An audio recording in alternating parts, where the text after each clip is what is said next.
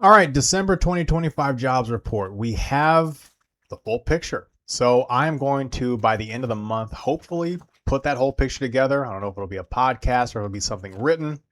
Either way, I've been doing this monthly in video form, tracking each month. The last 7 or 8, I've done those. So we're going to put all 12 together and see what we have.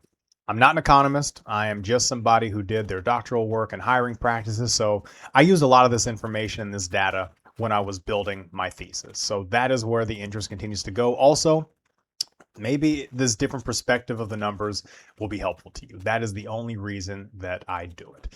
This isn't going to go too deep into the numbers. I think the last few months, since we have been dealing with less BLS data, we've been getting more independent stuff. We're going to look at history. We're going to look at historical recessions, really from the last 100 years up to the present.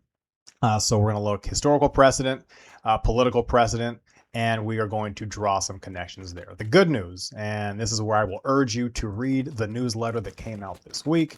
Quarter 1 is good for hiring. So if you have been struggling looking for work, Quarter 1 historically has been great for it. And I am a believer that unless history is broken, we have no reason to think it will be. So continue along that line. What we're going to be looking at are the different documented recessions in United States history. Again, really the last 100 years. What caused them, the timeline, the peak unemployment, and then who was in power at that time. So we're just going to go down the list.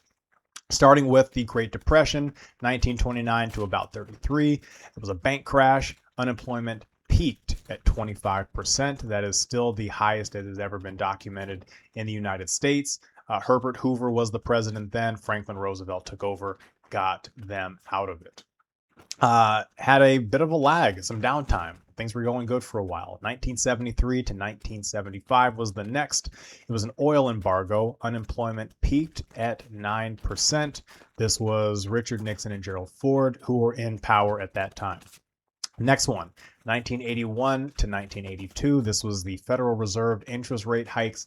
Unemployment peaked at 10.8%. Ronald Reagan was in power then. 1990, 1991, savings and loans crash, Gulf War, peak unemployment at 7.8%, George H.W. Bush. Next one, 2001, dot-com bust, and then you could also factor 9/11. I had this tracked at 2000, but when I was looking through all the numbers and the metrics, everyone was saying 2001. But really, this started in 2000. Bill Clinton was the president then. Unemployment peaked during this stretch at 6.3%. About 2.6 million jobs were lost. George Bush then took over. This was one of the shorter ones. This one kind of gets lost, and some people debate whether it really was a recession or just a mild crash. Either way, it's there. We've got it. Next one, Great Recession. This one starts to hit a little closer to home for millennials. 07 and 08. 8.7 million jobs lost, peak unemployment 10%. It was a bank and housing crisis that resulted in collapse. George Bush was the president then. We get to COVID. Now we're really starting to get close to home. Peak unemployment 14.8%. Again, one of the shorter ones. 20 million jobs lost, mostly in the service sector. Donald Trump was president then. And now we are at now. And there is debate as to whether or not this is a recession, but we are tracking it as part of the overall number. So what do we have? 584,000 jobs added, down from 2 million in 2024. Listen to my previous videos. The whole jobs added, jobs lost thing really doesn't give a whole lot of context, and I'm not a huge fan of that statistic. Throughout the year, unemployment between 4.1 and 4.6, steadily creeping up. It never really went down. And Donald Trump is the president once again. So you could listen to all that and you could say that it's not as bad as it's ever been, which is correct. That is what the numbers say. But it does feel like it for a lot of people, even those who are supposedly doing well. And it's pay disparity, benefits, cost. Overall standard of living does not feel like it matches where things should be in a developed nation in 2025. Is it AI? I have questions on that. I'm concerned that seven companies are holding the economy up. But with the way that AI is being implemented in companies, it's not returning the way that they thought. Now, in the past, when new tools came on the market, people had a chance to be trained on them. Today, they're just being replaced. And I wrote an article on this a couple months ago about slavery and tying it to migrant labor and how when slaves were freed, yes, it hurt the Southern economy, but the entire economy benefited because they were contributing. They didn't just get sent away, they were integrated in. What we're doing now with people, quote, replacing them with AI is we're not giving them anywhere to go. We're just kicking them out. And that is hurting the economy in so many ways, not just money going into it, but how money's being made, right? And there's lots of things that we could look at with that. The good news is there is a fix, and it's to not run the economy like a business. They are separate, and when you've got 300 plus million stakeholders, which are the citizens, you have to really adhere to them in some way. And if we're going to really look at proof, we do have some numbers of who's been in power during most of these recessions. Look at the presidents. And while I know it is not a singular controlled entity with a country, you do kind of have to look at that. If I'm going to quote Bill Parcells, your record is your record. All right. Now, on a deeper level, this is about not treating working capital as expendable outputs. If we're going to exist in capitalism, as flawed as it is, we need some guardrails. I did an episode a while back about implementing a salary cap in a business context and what that could look like. And if you're not familiar, a salary cap is a regulated way to control spending in a sports league. But the thing I didn't cover was called a cap floor. A cap floor is in place, meaning you have to spend to it. A cap is a ceiling inherently. You can't exceed the cap. But if you have a cap floor, it means you have to spend the money to hit that floor.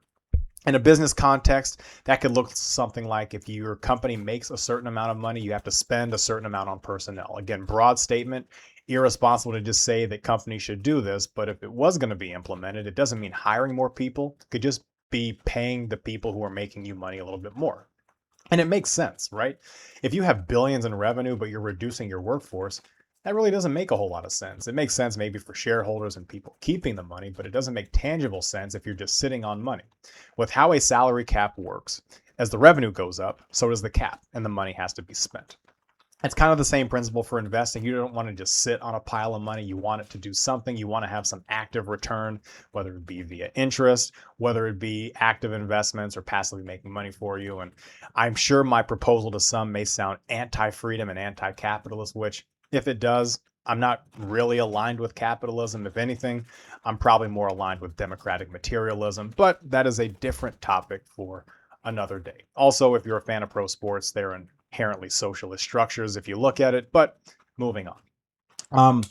My conspiracy theory is that in 2020, when employees had all this power and all this agency, there was a collective mindset from those at the very top that they're never going to let this happen again. And there's been an extreme rollback of all of those freedoms that we thought we were gaining as the working class. And now this is what we are left with. I will say this. It's not going to go unanswered by the people. So for anyone in business who is allowing people to suffer, whether you are responsible for hiring, ghosting on applications and interviews, or enacting cruelty in which layoffs have been happening, contributing to the collective suffering, it's not going to go unanswered. And for the people, you do have agency and options, and one of them is to unifying together because there is a way to counter this. That's really it. Again, there's not a whole lot of numbers here. But we're just going to have to kind of see how this thing is going to go. Again, pay attention to historical precedent and what this looks like for Q1. I do think that we're in for some hopefully rebounding times. And if it doesn't happen, then we're going to have to reassess. But on that, I will likely have one more thing today related to the WNBA. Look out for a bigger report on all the economic data by the end of the month. And the actual podcast will be resuming on Monday as we cover really the coaching openings in the NFL. So on that, have a good weekend. Stay safe, stay sane. Can't save the world, but doing my best to not make it worse. Catch you in the next one.